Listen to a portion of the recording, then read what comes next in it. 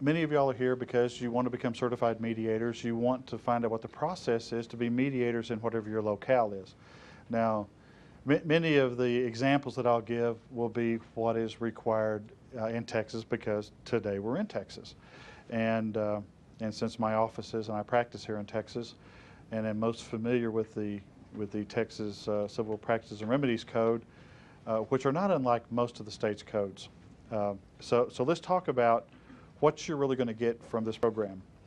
You're going to get from this program, if you can, once you complete both segments of it, the lecture part and the role play part, you will receive a certificate that states that you have completed 40 hours that meet the requirements of Section 154.052 of the Texas Civil Practices and Remedies Code, which covers the requirements for you to be a certified mediator under the requirements for court-appointed mediations in the state of Texas.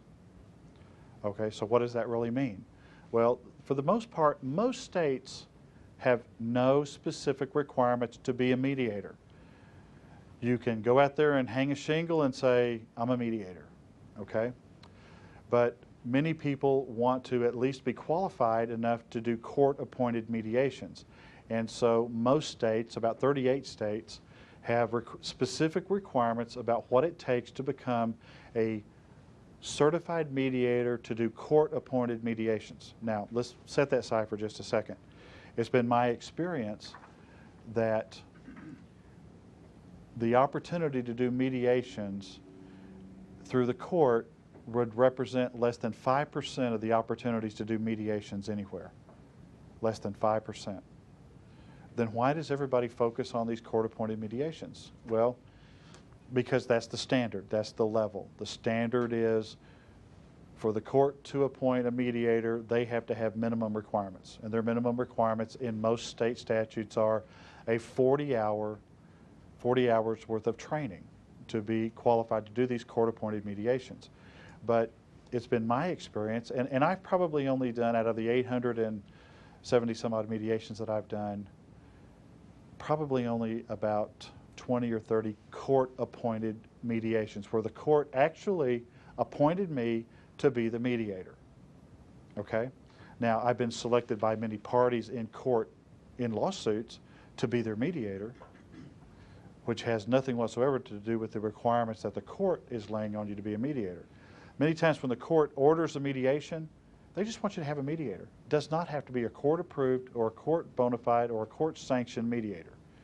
But if the court appoints you, you have to meet those minimum requirements. Those minimum requirements in Texas are 40 hours to do every mediation except for mediations having to do with the parent-child relationship. Mediations having to do with divorce and parent-child relationship in Texas requires an additional 26 hours of training.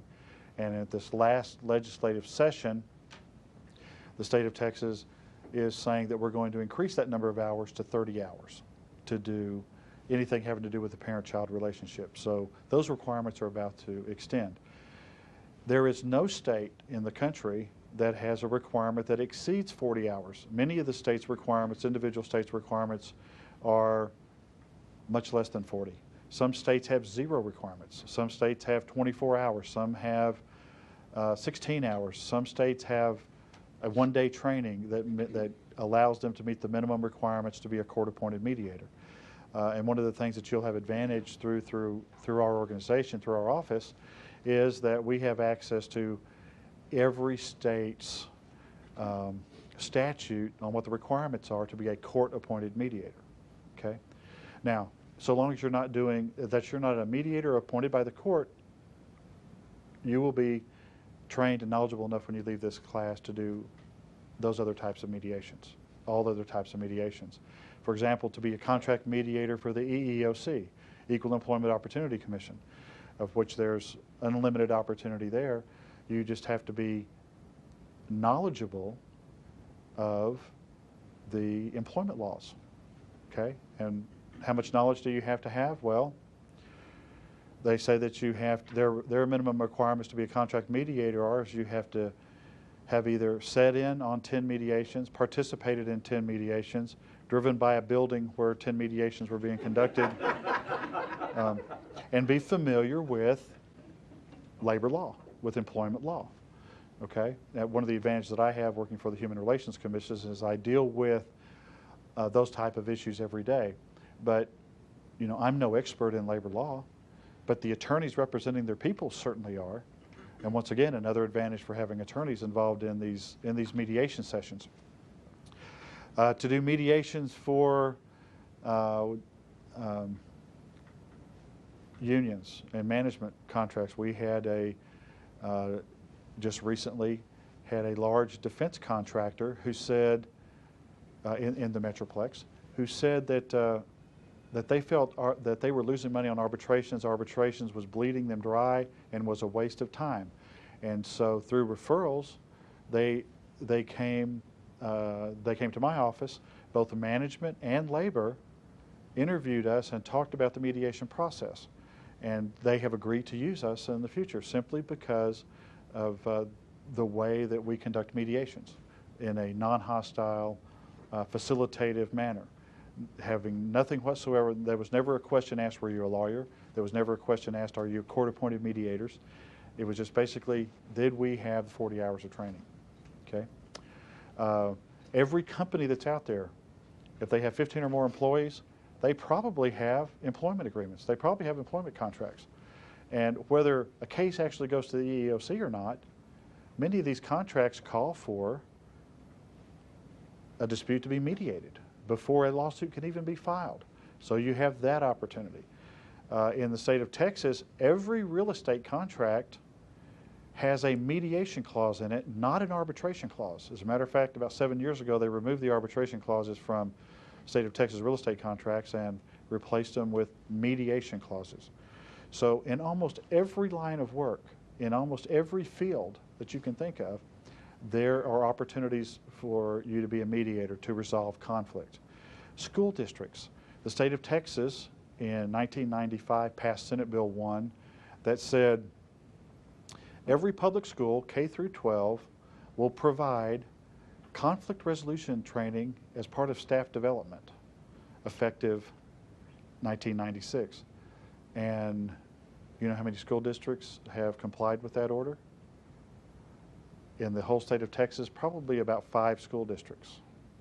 And the reason being is because the state said you're going to do this. They mandate that you do something, but they don't give you the funds to do it. They don't tell you how to go about doing it.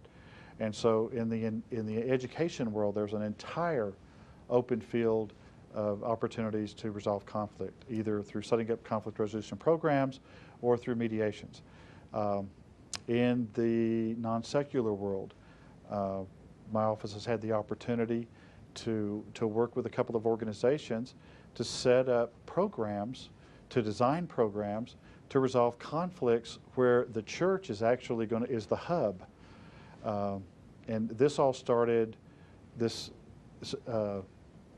where I came up with this idea was a couple of years ago, where the members of our church, where they were looking for different opportunities to do outreach and growth, and they had done the same thing for the last 100 years. You know, in the fall they have a fall festival. You know, they make blankets for the hospital and lap blankets for the people in the daycare. You know, but they wanted something new. And in many of these churches, what you have is you have older couples, and so the co-mediation process is an ideal way for them to not only to remain active, but to help grow the church. And what they can do is once they're trained, then they can use, just like I mentioned earlier, you know, I grew up Baptist, but when you marry a Methodist minister's daughter, you get converted to Methodism. And as most good Methodist churches are, we have a beautiful church, but you know, we use it Wednesday afternoons and Sundays. And most of the rest of the time, you've got all these empty Sunday school rooms. You've got all this beautiful facility that's not being used. And so as a volunteer service, volunteer mediations, the church has opened itself up to do volunteer mediations for the school district, volunteer mediations through the municipal court, volunteer mediations through the Lions Club and through the Chamber of Commerce, so that they can come to a safe, secure environment and conduct mediations. Everything that I've described to you has nothing whatsoever to do with being certified to be a court-appointed mediator. Okay? Now, let's go back on the court-appointed mediation. Since that is the level of credentialing that most people would like to strive to, every state has their own requirements. Now, the folks attending this portion here in Texas, also on the certificate, it will show that that this program is approved by the State Bar of Texas. Now, most bar associations recognize training of other bar associations, okay? And so if that bar association, for example, the Bar Association of Maryland or the Bar Association of New Jersey, typically will recognize training received through, that's sanctioned by the Bar Association of other states, okay? Yet each state also may have a small specific requirement to their state that you would also need to do in order to be, quote, a court-certified mediator for that state. For example, the state of Minnesota has a requirement that you, and I know I'm not going to be exactly right on this, but that you view a video that's been prepared by the State Bar of Minnesota and do a couple hours more training to be familiar with the court systems of Minnesota, okay? And clearly there's going to be difference in the court system in Minnesota than there is in Texas because, you know, it's colder up there, so you got to wear more clothes. But every state that has some additional requirement, it would be an requirement that you should be able to attach on to the training that you've received here, okay? So does anybody have any questions about now the difference between court-appointed mediation and be certified to be a mediator? Okay, yes, sir. Is it a possible conflict of interest for a court to appoint a mediator, or is that common? A court can appoint a certain mediator or mediation firm? It's very common, and here's what happens. First, the court typically allows the attorneys to try to select their own mediator. And there's so much, in some cases, there's so much adversarial atmosphere going on that they can't agree on a mediator. And so the court says, okay, fine, I'm going to pick one for you, okay? And there's several organizations out there, and the reason I don't like for people to focus on court-appointed mediations is because, you know, just like any other organization, it's kind of like a brotherhood. You know, you have a lot of retired judges that retire from those courts, and now they become, you know, they might be a member of JAMS, and so they become mediators for that court, okay? And it's kind of a revolving circle. But you know what? When they get out of that environment, there are no competition for employment cases. There are no competition for doing mediations with these other companies, or there are no competition for any other environment, only the court system. Does that answer your question? Yes, it does. Okay. I have kind of a second question. Okay. That's okay. Is there a difference? There's also court-mandated mediation where they just ask you that, you know, it's going to go to mediation. What's the process or procedure on that? Who locates the mediators or the mediation firm? Well, almost all of the courts, especially in the family courts now, they're mandating that this type of case, and in almost all the civil cases, the courts are going to mandate that it go to mediation. They're going to mandate mediation. Well, you don't have to be a court-appointed mediator to do a mandated mediation, only if the court selects you. But if the lawyers agree, and what happens is typically, well, I work with many of the lawyers in Fort Worth, and what happens is, from time to time, is there'll be a court-mandated mediation, and if they don't mediate it, then what happens? They go back to the judge and they says, oops, we didn't mediate this, so what does the judge say? What does the judge typically say? Set it for trial. They haven't mediated, or go back. But the judge could say that you're in contempt of court because I mandated that you mediate this and you didn't even attempt. They didn't mediate or didn't settle, or just didn't mediate? No, didn't even try to mediate. Oh, okay. Yeah, they would sanction both attorneys.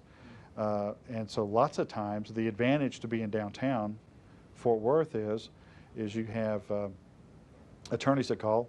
Just a couple of months ago, I received a phone call from an attorney that I had done several mediations for, and he says, Gary, we've got we're supposed to appear in court tomorrow morning at 10 o'clock.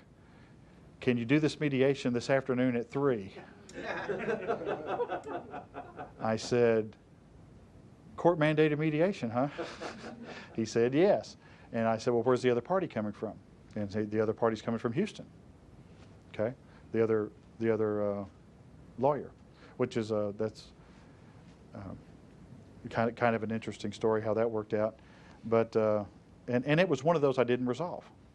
You know, here they show up, they fly in from Houston, drive, you know, get a rental car from Lacefield, drive over to Fort Worth, and but it's one that should have resolved.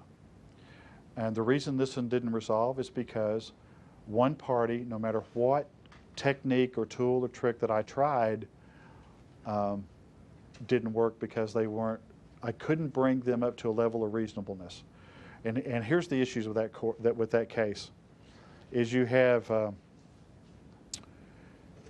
elderly couple who, matter of fact, a retired firefighter, which, you know, those guys have a kind of a higher status these days in the last couple, 3 years. Retired, he and his wife bought one of these fifth wheeler.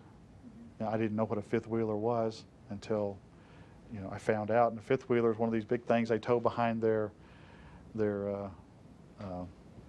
big either pickup or their big RV things. And anyway, when you plant it down, you punch a button and a whole room comes out, and then the whole thing expands to like the size of a small house.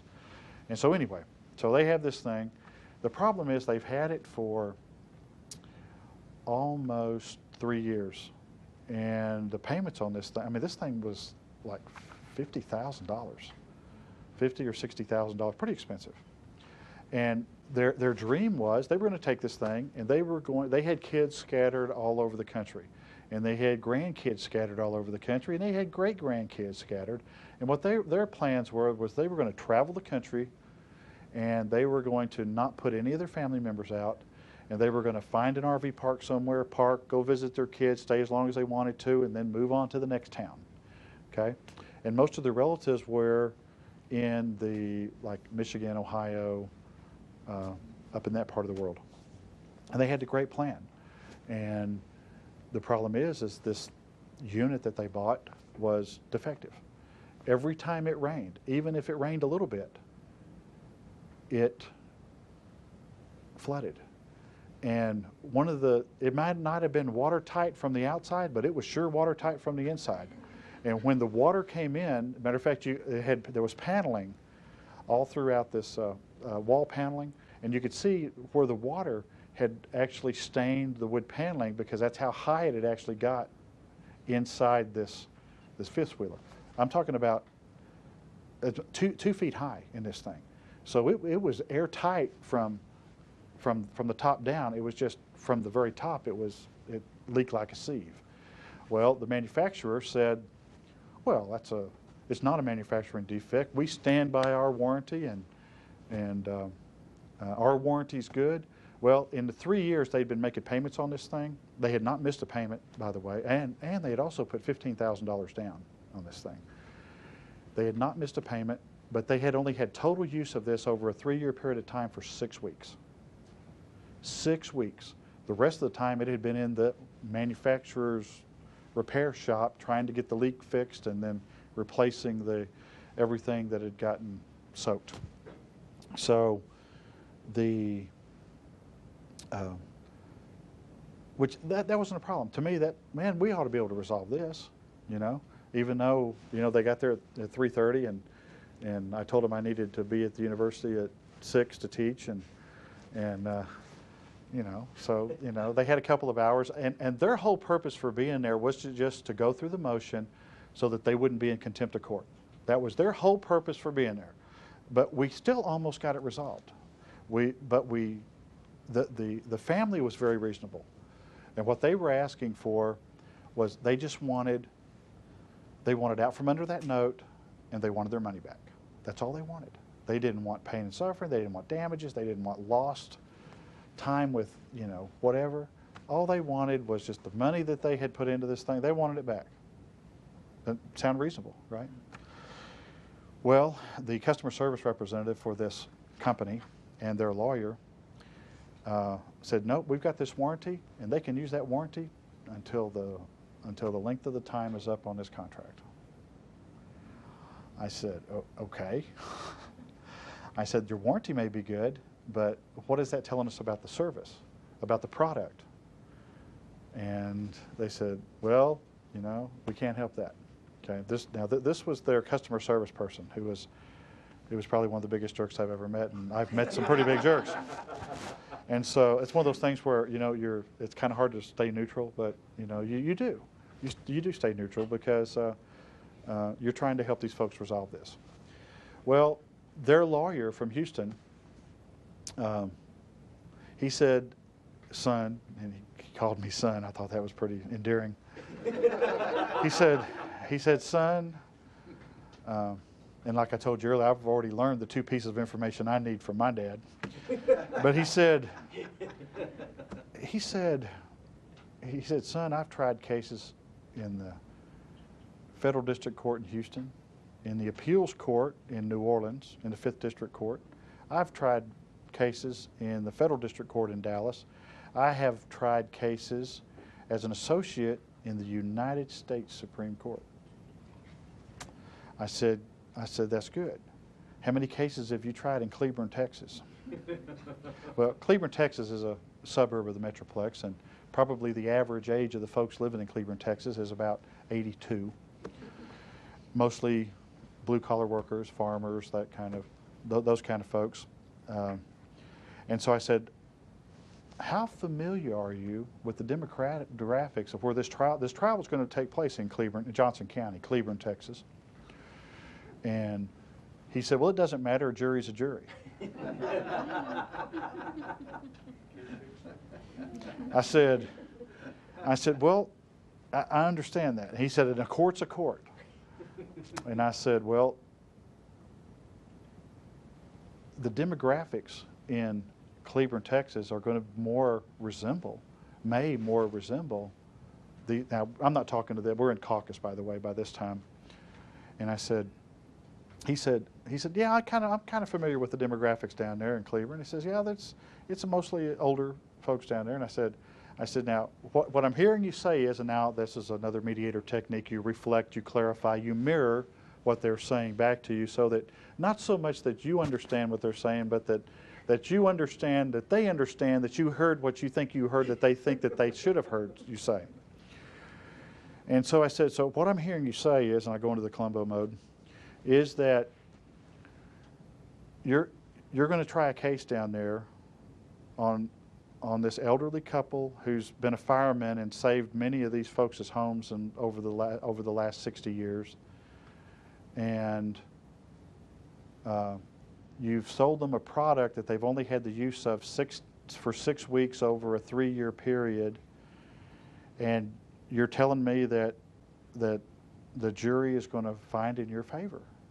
And he says, absolutely, because the law's on our side. We have this contract, we have this warranty, we have this, and our warranty's as good as gold. I said, okay. And so, as I do with a lot of cases, I follow to see how they happened. And that little old jury down in Cleburne, Texas, awarded those folks $300,000. Okay? $300,000. So, and they could have resolved it for the 15 they put down plus the few thousand that they had made the payments for. Okay? So, once again, another example of, but you know, if I had had more time, could I have? I don't think I ever could have brought that, because that lawyer was so sure of himself, because he had presented. Now, you know, I didn't ask him the question, how many of those cases did you win? Thinking back on it, because he said he's presented cases in the 5th District Court, in the Appeals Court in New Orleans, in the Houston Harris County Courthouse, and in the Dallas County Courthouse, federal courts. I guess I should have asked. See, you learn. I should have asked him, how many of those did you win? You know, which that would have been an open-ended question. You know, okay.